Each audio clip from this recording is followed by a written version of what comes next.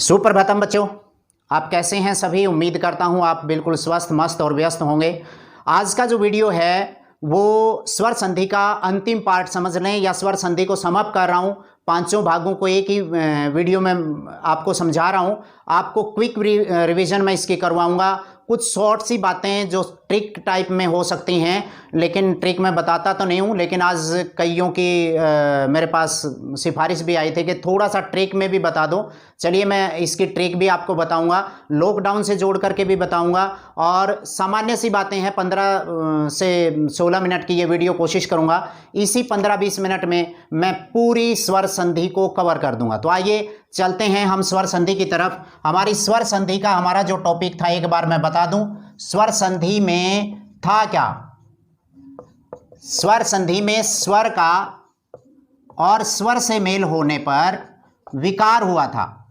ये दोनों के दोनों मिले और इनसे विकार हुआ, उसको हमने स्वर संधि कहा। यही हमारी पहली बात थी, ये हम सीख चुके हैं। लेकिन बात ये आती है कि स्वर संधि का स्वर संधि कहा गया स्वरों में स्वरों के मेल से। स्वर हैं कौन से?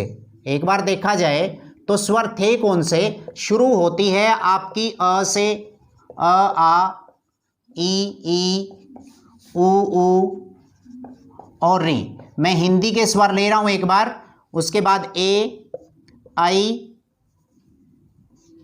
ओ, औ, ये आपके 11 स्वर हैं। और 11 स्वरों के आपको स्वर संधि में करना क्या था? स्वर का स्वर से मेल होना था और ये ही आपस में एक दूसरे के साथ जुड़ने थे। ठीक है, तो स्वर संधि के हमने 5 भेद किए थे। एक था दीर्घ, 2 था गुण, तीसरा हमने किया था वृद्धि, और 4 पे किया था यण, और 5 पे किया था अयादि। ये अलग अलग मैं समझा चुका हूं, अलग अलग आपकी समझ में आ चुकी हैं। एक बार छोटी सी, बस सिर्फ 2 मिनट में। दीर्घ संधि में आप ये समझिए, मैंने ये भी बताया था आपको, ये एक गली है और ये दूसरी गली है। ठीक है, इसको मैं जैसे बता रहा था कि आपको लॉकडाउन के साथ जोड़ूंगा। इस गली के ये 2 बच्चे, एक घर के ये, और अगर मैं ये जोड़ूं कि इसके साथ एक री डबल और है, यानी री आपकी डबल है, यूं समझ लिए ऊपर की लाइन में हर घर के अंदर 2 बच्चे हैं। ठीक है, और दीर्घ संधि में क्या हुआ था आपका? ये जो अ और आ थे, अ आ, इससे परे अ और आ आए, यानी ये दोनों बच्चे आपस में खेले, हर स्थिति में आ बना। ये हमने सीखा था। ऐसे ही ये दोनों, इसका मतलब इनके जुड़ने से आ बना। इसी प्रकार मैं अलग अलग नहीं लिख रहा हूं, इन दोनों के जुड़ने से ई बना, बड़ी, और इन दोनों के जुड़ने से सब कुछ बड़े के बांटे, इसका मतलब बड़ा हूं, और ये दोनों आपस में जुड़ करके आपका री बना, बड़ी री। क्योंकि 1-2 एग्जाम्स में पितृण और सबसरीण इस टाइप के आपके एग्जाम्पल आए हैं, इसलिए ये मैं बता रहा हूं। तो ये समझ में आ गई। दीर्घ संधि में आपस में 2, ये हर्स्व, ये दीर्घ, हर्स्व दीर्घ, हर्स्व दीर्घ, हर्स्व दीर्घ, हर्स्व और दीर्घ आपस में जुड़ करके दीर्घ बन गया, बस दीर्घ संधि होगी। तो पहली जो संधि थी हमारी, उसके अंतर्गत हमने यही बातें सीखी थी। दूसरी जो संधि थी उसमें क्या किया था? यही आपकी लाइनें थी, यही आपके ये जो 2 वर्ण थे, ये पहले इसी पंक्ति के, इसी लाइन के, इसी गली के लोगों के साथ मिले। कैसे? पहले इनके साथ अ आ जब ई के साथ जुड़े, तब मतलब अ और आ जब ई के साथ जुड़े तो क्या बना? ए बना। ऐसे ही ये दोनों उ के साथ जुड़े तो अ और आ जब उ और उ के साथ जुड़े तो क्या बने? ये ओ बना। और जब ये अ और आ री या री के साथ जुड़े, इसका तीसरा पार्ट अ और आ जो है, जब री या री के साथ जुड़े या री के साथ जुड़े, एक ही है, तो ये अर बने। तो और अल, अगर संस्कृत में ली भी होता है उसके साथ अल बने, यही समझ लें आप। मतलब ये दोनों पहले इनके साथ, फिर इनके साथ, फिर इनके साथ, क्योंकि स्वर संधि में सारे स्वर ही तो जुड़ रहे हैं।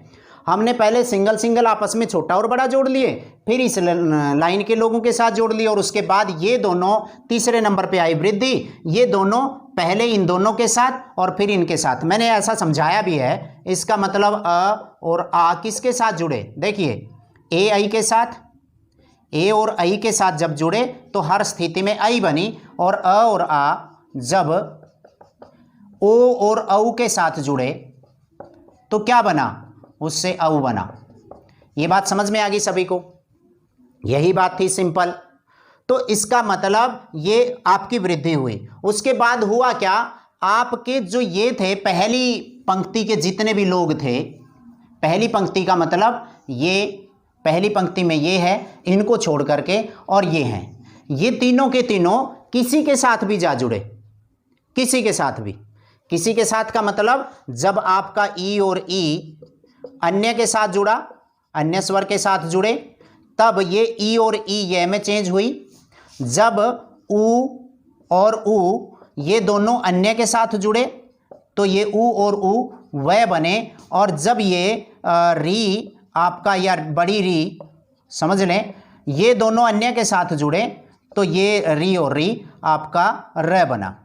ये बातें तीन थी, यह रह ल वह, ये चार बनी थी, मैंने अलग अलग भी आपको बता दी थी। और उसके बाद अयादी में क्या हुआ कि हमारे ये जो अगले जो पार्ट के थे, तो इसका मतलब ए और आई किसके साथ जुड़े, पहले हम एक एक करके करते हैं इसको। ए अन्य के साथ जुड़ा तो क्या बना, इससे आय बना, और अगर आई जो है अन्य के साथ जुड़ा तो ये आय बना, और इधर अगर ओ किसी अन्य के साथ जुड़ा तो ये ओ आपका किस में बदल गया, औ में, और औ जब आपका किसी अन्य के साथ जुड़ा तब ये औ आव में बना। तो ये पांचों संधियां थी। कहने को तो ये सारी बातें मैंने बतानी थी, लेकिन एक एक करके एग्जाम्पल मैंने आपको करवाए आप लोगों की संतुष्टि के लिए भी, और ध्यान में मैंने परिभाषाएं भी लिखवाई हैं। ये ध्यान में रख करके कि जितने भी बच्चे चाहे छोटे पढ़ें या बड़े पढ़ें, जो हिंदी से डरते हैं वो लोग भी इसको पढ़ें तो वो समझ जाएं। तो यही सारी की सारी बातें थी। पहली बात, दोबारा से इसको मैं, अगर आप इसको 1.0 से जोड़ें, दोबारा से एक बार मैं इन बातों को फिर से बता रहा हूं। 1.0 का मतलब क्या है, लॉकडाउन 1.0 में मेरे घर के अपने बच्चे अपने ही घर में खेले, समझ लें 5 पार्ट करने हैं। मेरे घर के अपने ही घर में खेले, अगले घर के उन्हीं के घर में खेले, थाली और ताली भी बजाई तो अपनी ही बालकोनी से बजाई, हम बाहर नहीं गए। दूसरे लॉकडाउन में थोड़ी सी खुल हुई, मेरे घर के बच्चे अपनी गली के बच्चों से खेलने चले गए, मतलब अगले घर में ई से, अगले घर में ऊ से, अगले घर में री से, केवल मेरी ही गली में चले गए। उसके बाद तीसरे नंबर पे मेरे घर के दोनों बच्चे अगली गली के बच्चों के साथ खेलने, ए आई के और ओ औ के साथ खेलने चले गए, वृद्धि करके अगली में चले गए। और उसके बाद बारी आई नंबर 4 की, यण संधि। यण संधि में क्या हुआ, मेरी गली के केवल बच्चे, समझ लें मेरी गली के सारे बच्चे किसके साथ खेले, किसी के साथ भी खेले, खूल होगी थोड़ी सी। और 5वें नंबर पे अगली गली के बच्चे, जो नेक्स्ट गली के बच्चे थे, वो किसी के साथ भी खेले, किसी के साथ भी खेले, मतलब वो वही तो चीज़ है इसमें। आप देखिए, अगर आप ध्यान से देखें कि 1.0 जो आपका लॉकडाउन था, लॉकडाउन जो आपका 1.0 था, ये अगर हम करें तो इसमें क्या किया था, ये दोनों अलग से खेले इन्हीं के साथ, अगले ई खेले, बड़ी ई बनी, ऊ खेले, बड़ा ऊ बना, मतलब अपने घर के बच्चे। दूसरे नंबर पे जब गुण की बारी आई, ये 2.0 आपका लॉकडाउन बना, ये दोनों बच्चे इनके साथ गली के, फिर अगले के साथ, फिर अगले के साथ, इसका मतलब ये 2.0 गुण संधि बनी। और 3.0 में ये हमारे बच्चे, ये अगली गली के बच्चों के साथ, ये 4 बच्चे अगली गली के थे, इनके साथ खेलने चले गए, वृद्धि में ए आई के साथ गए और ओ औ के साथ गए, ये समझ लें।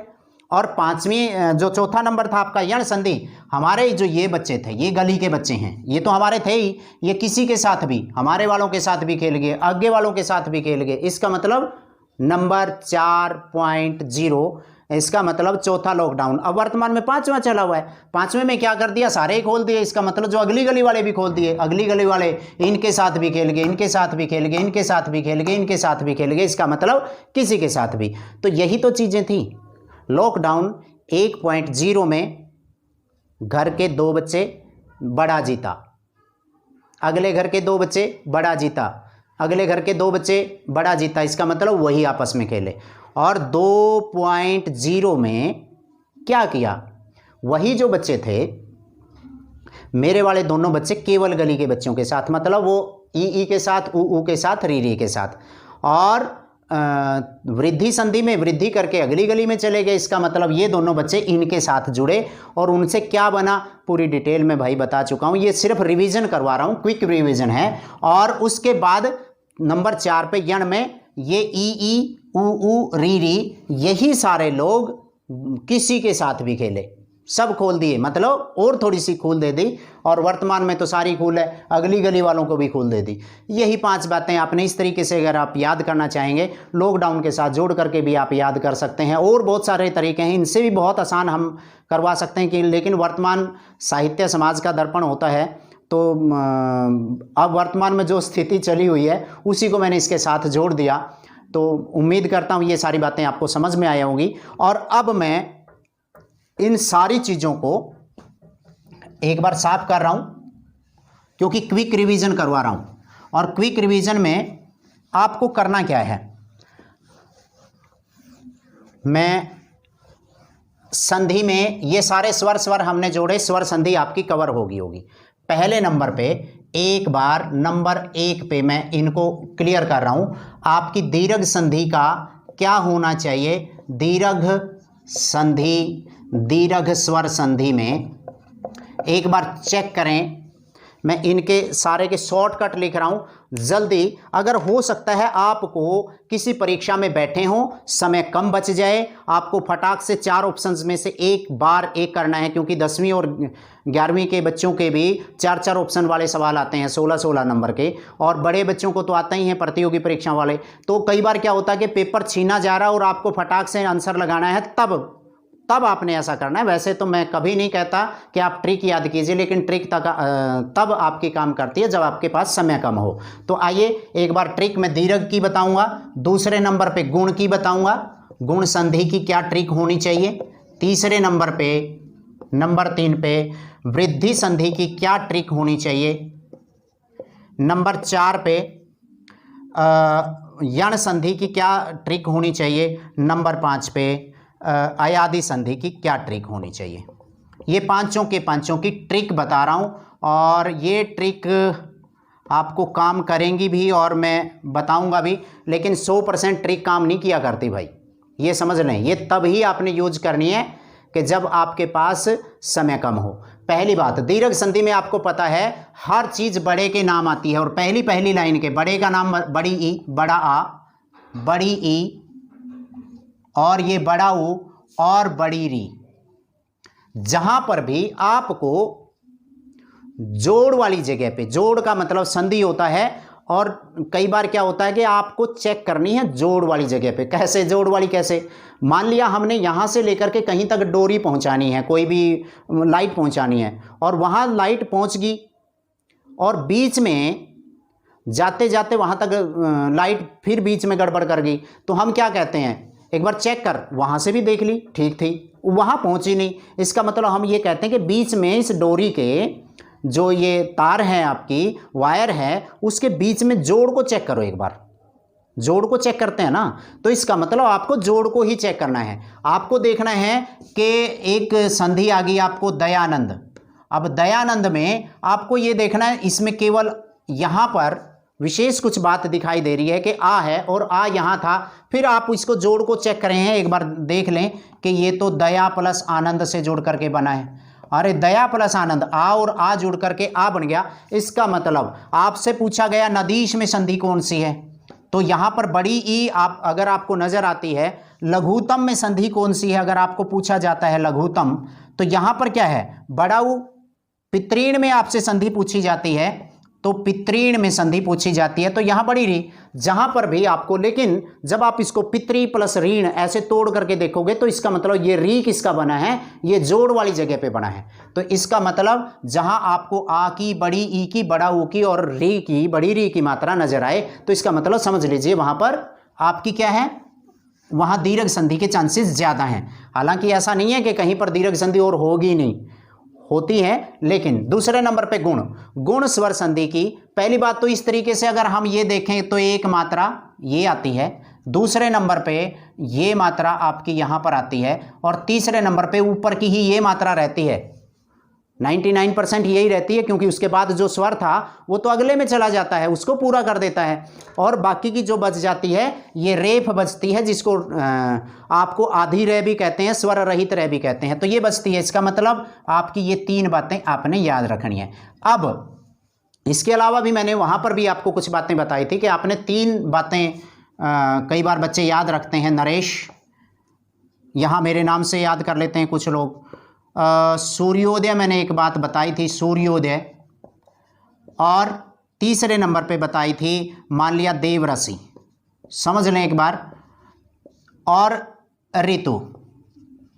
जब भी किसी संधि में आपको नजर आए नरेश, एश, मतलब ए की मात्रा जहां पर भी ये नजर आती है, नरेश, गणेश, महेश, सुरेश, परमेश्वर, सुरेंद्र, नरेंद्र, महेंद्र, सुरेंद्र, इस प्रकार के एक जैसे एग्जाम्पल ए कहीं से बन रही हो तो वहां पर आपके चांसेस गुण संधि के ज़्यादा होते हैं।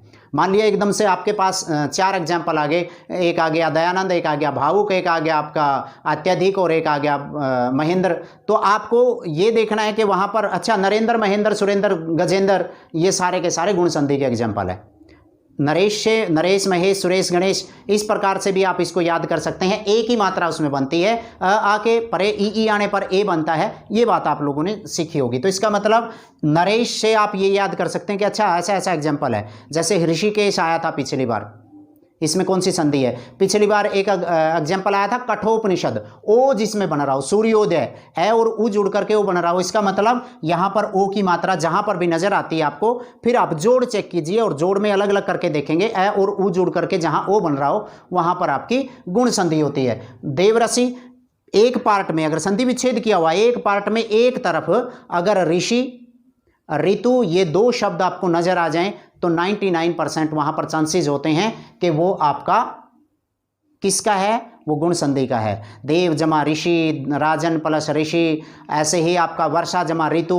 भारत एक, वो कहते हैं ना कि एक वर्ष में ऋतुएं 6 जो भारत की शोभा है। भारत की शोभा ही तो हैं, उनमें तो बहुत गुण हैं, बार बार कभी गर्मी कभी सर्दी, इसका मतलब गुण, वहां से आप याद कर लीजिएगा।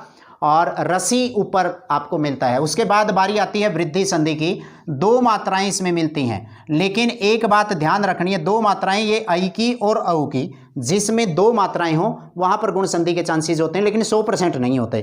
कैसे? मैं इनको तो एक बार साफ कर रहा हूं, कैसे नहीं होते। जैसे मान लिया आपने एक शब्द लिखा नदी प्लस ऐश्वर्य, अलग अलग जब आई का ऐश्वर्य टाइप के जो शब्द मिलेंगे आपको, वहां पर यण संधि के चांसेस ज्यादा होते हैं, क्योंकि ई का यह बनेगा। तो आपको क्या करना है, ये तो चेक कर लेना है, लेकिन ये चेक साथ में कर लेना है कि वो मात्रा कहीं यह पे तो नहीं है। वो मात्रा फिर जोड़ चेक कीजिएगा आप, मतलब वो मात्रा यह पे नहीं है, यह पे होगी तो ई की यह बन करके आगे वाली आई उसको यही बना देती है। इसको नद्यईश्वर्य, इसका मान लिया ये बनेगा न द, उसके बाद ही नद्यईश्वर्य, ये आपका बन जाएगा। तो ऐसे ही एग्जाम्पल मैंने यण संधि में और बता रखे हैं। तो आपको क्या करना है, 2 मात्रा तो चेक कर लो, लेकिन अगर वो य पे 2 मात्रा है या वह पे 2 मात्रा है, इस प्रकार का जो एग्जाम्पल अगर आपको नजर आए, य और वह पे, क्योंकि ऊ का वह और ई का यह बन करके चांसेस आपके जो है अगली यण संधि के भी हो सकते हैं। तो यह और वह पे 2 मात्रा ना हो, ये नहीं है कि इसमें होती ही नहीं है, होती है इसमें भी, लेकिन आपने थोड़ा सा एक बार जोड़ चेक कर लेना है, जल्दबाजी में नहीं ऐसा करना है। उसके बाद आपकी बारी आती है यण संधि की। यण संधि में आपको क्या है, देखो यण का पहला य और इसका आय, इन दोनों को याद रखिए। य से आप ले जाइए जहां पर भी य, र, ल और व, ये चारों चीजें हों। लय संस्कृत में होता है, इसलिए मैं लय को हटा रहा हूं। और बहुत ज़्यादा चांसेस होते हैं कि ये य, र, ल, व, यानी जो अंतस्थ व्यंजन आपके होते हैं उन्हीं से यण संधि बनती है। तो य, र, ल, व। और ध्यान रखिए एक बात और होती है इसमें, इन य र व से पहले अगर आप थोड़ा सा भी चेक करेंगे, इनसे पहले वाला अक्षर आधा होगा। मतलब य र व से पहले वाला जो अक्षर है बहुत बार चांसेस मतलब सु प्लस आगत स्वागत होगा, तो वह तो होगी आगे तो वह होगी, लेकिन इससे आगे वाला से आधा होगा, ये ध्यान देखना है। और अगर इससे पहले यह से पहले वाला भी आधा होता है, मान लिया आपने अत्यधिक लिखना है, अत्यधिक है तो इसका मतलब ये यह तो है, यह से पहले आधा अक्षर, मतलब आधे अक्षर के तुरंत बाद यह र और वह हो या ल हो, तो वहां पर चांसेस आपके बन जाते हैं यण संधि के। ये तभी करनी है, ट्रिक नहीं बता रहा हूं, लेकिन फिर भी मेरे ख्याल से आपको समझ में आ भी जाएंगी ये बातें। तो उसके बाद अगला जो है अयादी संधि, इसका कुछ नहीं है, इसका तो बिल्कुल बोल करके देखना है, आपने बोल करके देखना है, आय आय अव आव, बस बोल करके देखना, बोलने से ही आपको क्लियर पता चल जाएगा। आपको कहा जाता है भावुक, इसका मतलब भावुक, आवुक, इसका मतलब आपको कहा जाता है भौतिक, मतलब आप क्या देखते हैं भौतिक, औ का क्या बनेगा या अ का क्या बनेगा ये हमने देखना है। तो इसका मतलब भौतिक, आपका शब्द बना है भौतिक। इसमें कहाँ आपको नजर आ रहा है कि इसमें अव कहाँ बना है, भौतिक, अवतिक, भौतिक, भवती तो बन जाएगा, भौतिक में नहीं है। इसका मतलब अगर आप भौतिक में और भवती में देखते हैं तो इसका मतलब भवती, भव यहाँ हो गया, लेकिन भौतिक में नहीं बना है, भौतिक यहाँ नहीं बना है। तो ये ध्यान रखना है कि कहीं इसके अंदर भी आप अव देख लें, क्या इसके अंदर आप अव देखोगे तो मिल जाएगा। तो इसका मतलब जब भी आप बोलोगे अव, एक बार मैं बता देता हूँ, आय आय, अव आव, ये आपकी सारी बातें इसमें क्लियर हो जाती हैं। तो चार ही बातें आपने देखनी है। दोबारा से एक बार फिर मैं आपको बता रहा हूँ, दीर्घ स्वर संधि में आपको आ की मात्रा बड़ा आ की, ये समझ लें, आ बड़ा और छोटा तो ऐसे होता नहीं, लेकिन आ, ई, ऊ और री बड़ी, ये चारों जिसमें हों और वो जोड़ वाली जगह पे हों, अलग अलग करने के बाद आपको पता चल जाएगा कि उसमें दीर्घ संधि हो सकती है। दूसरे नंबर पे आपकी आती है गुण संधि, उसमें आप नरेश, महेश, सुरेश, गणेश, ए वाली मात्रा जिसमें बन रही हो, और नरोत्तम, गंगोदक, सूर्योदय, मतलब सर्वोदय जो भी है, तो आप यहाँ पर ओ की मात्रा जिसमें बन रही हो, और अरसी, रतु, रसी और रतु जिसमें हो, आधी रह और तय के ऊपर हो, जहाँ पर भी तय के ऊपर आधी रह हो और सी के ऊपर आधी रह हो, वहाँ पर आपका चांसेस गुण संधि का है। वैसे भी ऋषियों में गुण थे, ऋतुओं में गुण होते हैं, सूर्योदय में गुण होते हैं, गंगा के पानी में गुण होते हैं, ऐसी बातें मैं वैसे भी बता चुका हूं। और उसके बाद आपकी बारी आती है वृद्धि में, दो मात्रा चेक कर लेना, आई की या औ की, लेकिन ध्यान रहे कि वो य और वह पे है तो वो यण का चांस हो सकता है, इसलिए यण को चेक कर लें, वहाँ पर जोड़ को जरूर चेक करना है। और उसके बाद अगली आपकी संधि आती है आपकी यण, और यण में आपका यण का पहला अक्षर यह है, तो यह से आपका यह र ल वह बनेगा, और यह से पहले, वह से पहले और रे से पहले आधा अक्षर के चांसेस बहुत ज़्यादा होते हैं, तो इसलिए ये भी आप ध्यान रखें, वहाँ पर यण संधि होगी। और उसके बाद अयादी संधि जो है, अयादी संधि में आय आदि, जिसका नाम ही आय आदि हो गया, तो आय आय अव आव, तो ये ध्यान रखना है आपने। एकदम से नाई का पूछा जाता है तो इसका मतलब न आय ई का, नाय का, आय अव, आय आय अव आव, ये चार शब्द जिसमें बनते हैं, बोल करके भी देख सकते हैं। और बाकी नियम तो मैंने सारे के सारे करवाए हैं। आज के लिए भाई इतना ही। स्वर संधि में मैंने कई दिन लगाए हैं, लेकिन आपकी संतुष्टि के लिए ये इसलिए लगाए हैं, आपकी भी संतुष्टि हो, और मेरा पढ़ाने का फिर फायदा क्या है अगर अगले की समझ में ना आए। तो आप लोगों की समझ में आया होगा, फिर भी इसमें कुछ त्रुटियां रह सकती हैं। सभी सुधीजनों से मेरा निवेदन, करबद्ध निवेदन कि वो उन गलतियों को अगर कहीं मेरे से हुई है, जिन्होंने भी देखी हैं, वो इन गलतियों को भी सुधार करने में मैं संशोधन डाल दूंगा। और बिल्कुल तहे दिल से उन सभी का शुक्रिया अदा करता हूं जो ये वीडियोस देखते हैं। अगर आपको अच्छी लगती हैं तो मुझे प्रोत्साहित कीजिए, फिर एक बार मैं कहूँगा। और अगली वीडियो तभी आएंगी जब आप लोगों के कमेंट, आप जैसा भी मेरे से चाहते हैं, जिस तरह की वीडियो चाहते हैं, प्लीज़ कमेंट करें। आपको जो भी वीडियो चाहिए, आपको हिंदी में किसी भी टॉपिक की, जिस भी दिन मेरे पास ज़्यादा भी कईयों के कल आए हैं कि आप अलंकार करवाइए, मैं जैसे गा कर के करवाता हूँ, बहुत सारे बच्चों ने पढ़े भी हैं मेरे से। तो इसका मतलब अलंकार, रस, छंद, उसके बाद संधि, समास, उपसर्ग, प्रत्यय, जितने भी आपके पार्ट्स ऑफ स्पीच हैं, यानी संज्ञा, सर्वनाम, क्रिया, विशेषण, संबंध बोधक, विस्मय बोधक, और इसके बाद वर्तनी का टॉपिक मैं करवाना चाहता हूँ। ये सभी के काम आएगा। बहुत बार ऐसा होता है कि हमें हेतु लिखते हुए छोटे की लगाएं या बड़े की लगाएं, इस तरह की जो दिक्कतें हैं वो भी मैं पूरी करूंगा। लेकिन फ़िलहाल वीडियो लंबा हो रहा है। अगर आपको जैसी वीडियो चाहिए तो प्लीज़ कमेंट करके मुझे बताएं कि आप सर ये टॉपिक हमारा चाहिए। मैं उसी दिन उसी टाइम पे थोड़ा बहुत पढ़ करके आपसे सीख करके मैं आपको पढ़ा दूंगा। जैसा मुझे आता है आप लोगों तक मैं पहुंचाने की कोशिश कर रहा हूं। बच्चे भी सीखें, बड़े भी सीखें। और एक बार फिर आप सभी को मेरा करबद्ध निवेदन, नमस्कार, कि आप इस वीडियो को लाइक, शेयर और कमेंट करके मुझे बताएं। उससे मुझे थोड़ा सा उत्साह मिलता है। धन्यवाद। Thank you very much.